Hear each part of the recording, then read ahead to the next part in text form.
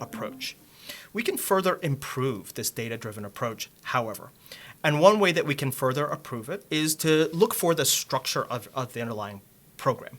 That is to say, we know that for the most part, you always win with one combination of a shape and another shape. You always lose when you invert those, and you always tie when they happen to be the same. So I could programmatically generate this. For example, I could say, rock beats scissors, paper beats rock, scissors beats paper. But then given these inputs, I could programmatically generate all the ties. I could even reverse these to programmatically generate all the reverse rules. This is what you're beaten by, and get some result that looks like this. Here you'll look for something in the wins. If you don't find it in the wins, you'll look for it in the losses. If you don't find it in the losses, you'll return a tie.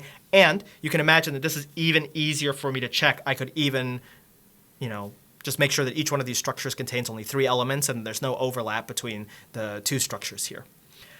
Having set up this structure, I could use this structure much more effectively by thinking a little bit about what it means and thinking about how I might express it fluently.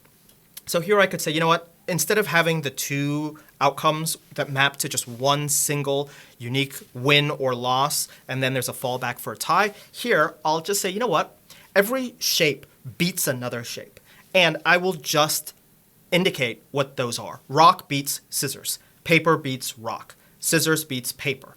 Well, every shape is beaten by another shape, so that's just the reverse of this. Therefore, scissor is beaten by rock, rock is beaten by paper, paper is beaten by scissors. And then I can say, if the thing that the player beats is what the challenger was, then you won. If the thing that is beaten by, or what the player played is beaten by is what the challenger is, then you lost, otherwise you tied. And we can discover that this code might even read a little bit more easily. And I have now some nice representation of the rules that sit at the top level of my module, which I can then put some asserts around just to assert the correctness of this when I'm running with debug mode turned on. Now, when we talk about static checking typically means PEP484 style type hinting. But more broadly, we can think about static checking as any kind of checking that doesn't require that we have an execution environment, that we're not actually running the code. And so I would argue that anything that exists at the top level of a module will be run when that module is imported and is a form of a static check. Any kind of asserts that exist at your module level do not require a running instance of your program. They don't require to be deployed to whatever your execution environment is. You just have to import that module and that code will run. And this is a way that we can add in some non-type hinting style static checks to our code that can ensure that our code is correct. And of course, because these asserts are elided from the abstract syntax tree when you're running in non-debug mode, when you're running with optimizations turned on with the Python-O flag, we can even do this so that the cost only occurs when we're developing, but doesn't occur when we're running in production, because we can just make sure we run with the -O flag in production.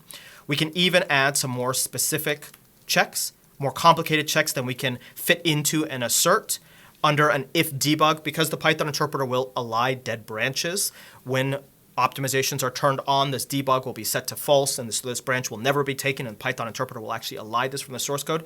So we can even do some more sophisticated checking in a branch like this to make sure that the rules of the game are correct, and to make sure that if we maybe change the rules of the game, for example, we change this from rock to stone, as it is named in some variations, then this works. Now note that the use of this enum is quite nice. Even without MyPy, you can see that I changed it to stone here, and I changed it to stone here, but I forgot to change it to stone here, but it's warning me, oh, you forgot to change it to stone there. And you can see that this code is actually checking itself and indicating, hold on a second, there's one more thing that you need to do.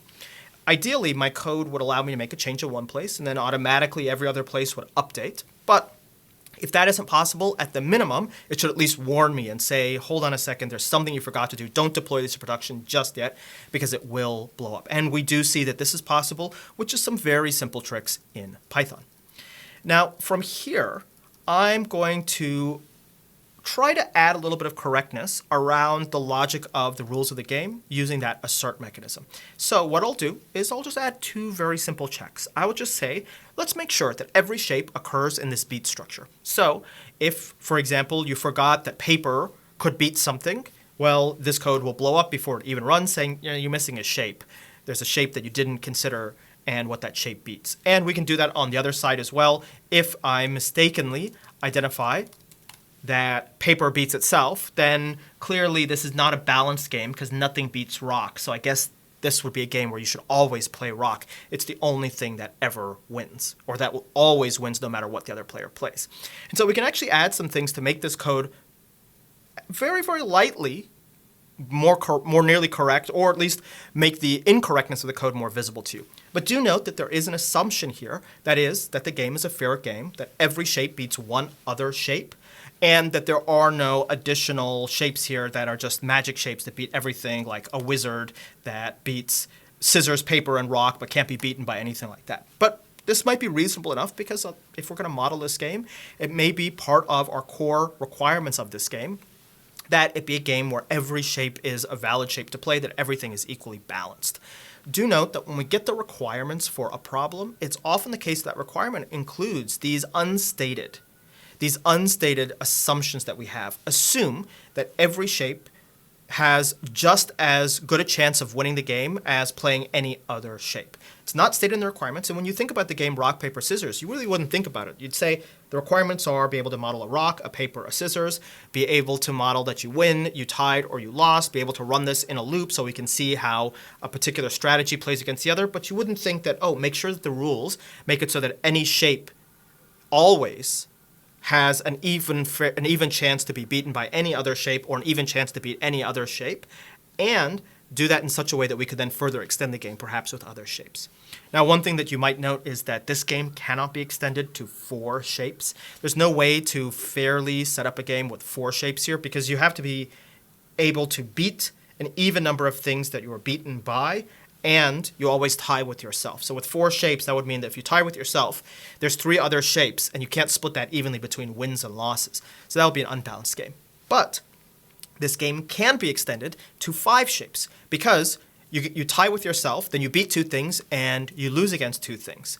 And the modeling of this game does allow us to extend it to this variation. And a common variation introduces 2 extra shapes that you can play, shapes that you can form with your hands, so you can still do the rock, the paper, the scissors, the Spock, and I don't know what the lizard is, something like that perhaps.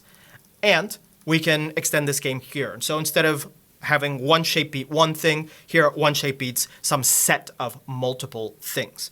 And this allows us to introduce the same kind of programmatic determination for what you're beaten by, as well as the same kind of programmatic checks. Make sure that you always beat 2 things and you always are beaten by 2 things, or vice versa. Do note, however, that there's one interesting detail here. We had to change the game logic very slightly. We had to say that the challenger is among the things that the player shape beats. If we had left this code as it was originally, if what beats the player is the challenger, do note that this code would not indicate to us that there was something wrong when we extended the logic to include these additional shapes, because nothing here says that we can't compare a set with is equality against a single shape. It doesn't really make that much sense here, but you'll see that the code seems to run properly. And let's see what happens when we use MyPy. And you can see even MyPy doesn't indicate here that there is a mistake. We could even put some type hinting here. We could say this is a shape, or a dictionary mapping a shape to a set of shapes. But MyPy does not indicate that this here is actually erroneous. And that does then introduce a very interesting question. Should it be the case that this logic should have looked like this originally in order to support us extending the game further? In other words, in the simple, basic rock, paper, scissors, should the rock, paper, scissors have actually been modeling a shape against a set of shapes? That way, from the very beginning, we always write if challenger in, and then later, when we decide to extend it, well, that extension just involves changing this data here. Do note that when we do data-driven development, that doesn't necessarily mean that if the data changes, the logic doesn't have to change at all. And this is a very clear case where if the logic didn't change, we wouldn't have an indication until things started to break in very visible ways that something was wrong. And so there's always some question of to what degree do we need to think further? Do we need to think ahead to how the underlying data might change in its structuring? Now, I'm on the fence here because I could think that the game might be extendable in other ways, and those other extensions of the games could also require logic changes. And so I'm not certain that we can really think ahead all the way to all of the possible things that this game may be extended to involve or to include. For example, there may be some kind of point system where there's something that you beat with and you get some preferable additional points. For example, if the lizard beats the paper, maybe that's worth 2 points, versus if it beats something else, it's only worth 1 point. And then I have to change the modeling of this structure. And I'm not certain that I can change the modeling of this structure without necessarily changing this game logic, because the game logic would want to even say you won with 2 points versus you won with 1 point. It would want to have something like that. And so as a consequence, I'm not certain that that's something that I would necessarily do up front. There will be data changes that then will necessitate logic changes. But for the most part, I'm actually relatively happy with this because I feel like it strikes a good balance between simplicity and deft, motivated use of advanced Python features. You know what? It's not really valuable to use every single feature you possibly can in every single program that you write just because those features exist. What are you really gaining? I guess you're gaining something you can put on your LinkedIn profile or on your resume, but the code itself needs to have a specific motivation. And so far, I think that we have an adequate motivation for everything that we've done so far, maybe up to and including this if, for example, we know that it's very likely for somebody to want to extend the game by adding some additional shapes. And we've done this without really going overboard. We are at a much higher degree of sophistication than the naive initial solution, but each marginal increase in sophistication is something that I think that we can justify in terms of improving the code and improving our experience developing, extending, reusing, and testing this code.